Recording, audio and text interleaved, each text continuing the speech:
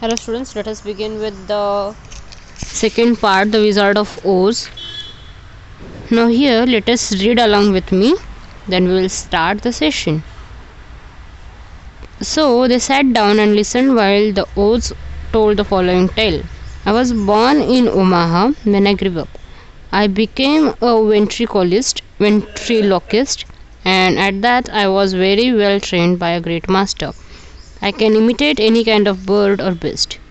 Here he mewed so like a kitten that Toto pricked up its ear and looked everywhere to see where it was. After a time, continued the Oz, I was tired of that and became a balloonist. What is that? Asked Dorothy.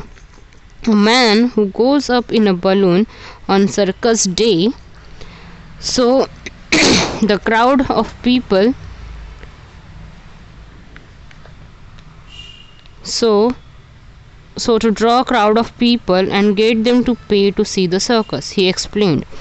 Oh, she said, I know. Well, one day I went up in a balloon and the ropes got twisted so that I couldn't come down again for a day and night. I traveled through the air. On the morning of the second day, the balloon came down gradually. I found myself in the midst of strange people who, seeing me come from the clouds, thought I was a great wizard. Oh, of course, I let them think so because they were afraid of me and promised to do anything I wished them to. Just to amuse myself and keep the good people busy, I ordered them to build the city and my palace. They did it all willingly and well. Then I thought, as the country was so green and beautiful, I would call it the Emerald City. To make the name fit better, I put green spectacles on all the people so that everything they see is green.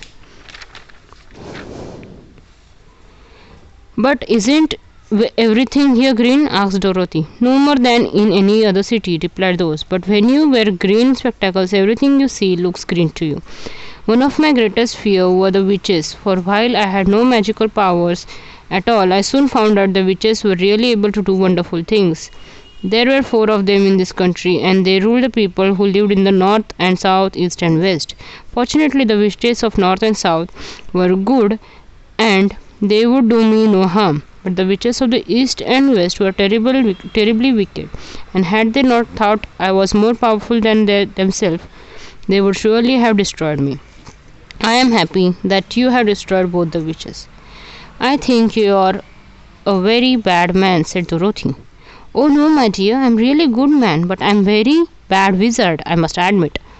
Can't you give me brains? Asked the Scarecrow. You don't need them. You are learning something every day. A baby has brains, but it doesn't know much. Experience is the only thing that brings knowledge, and the longer you are on earth, the more experience you are sure to get. That may be all true, said Scarecrow, but I shall be very unhappy unless you give me brains. The false wizard looked at him carefully. Well, he said with a sigh, come to me tomorrow morning. I will stuff your head with brains. I cannot tell you how to use them, however, you must find that out for yourself. Oh, thank you, cried the Scarecrow.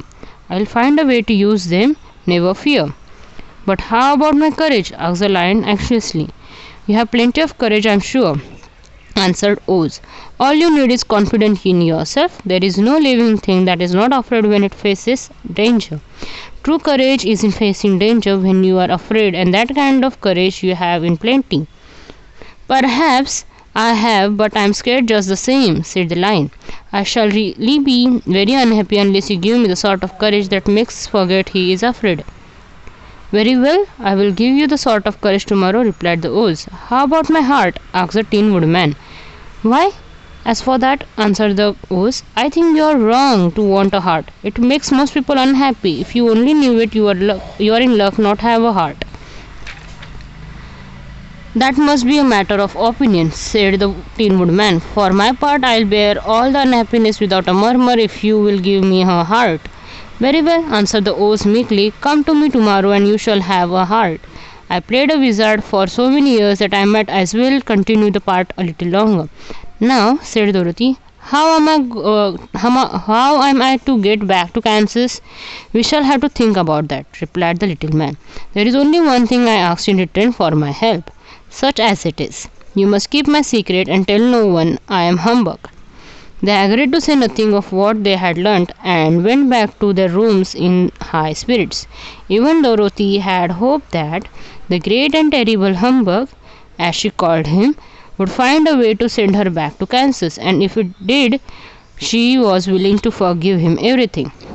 The wizard gives the scarecrow brains, the lion courage, and the tin woodman her heart. As for Dorothy, he plans to take her to Kansas in a balloon. Dorothy finds Toto chasing a kitten and gets down to catch it. Before she can come back, the ropes break and the wizard floats away alone.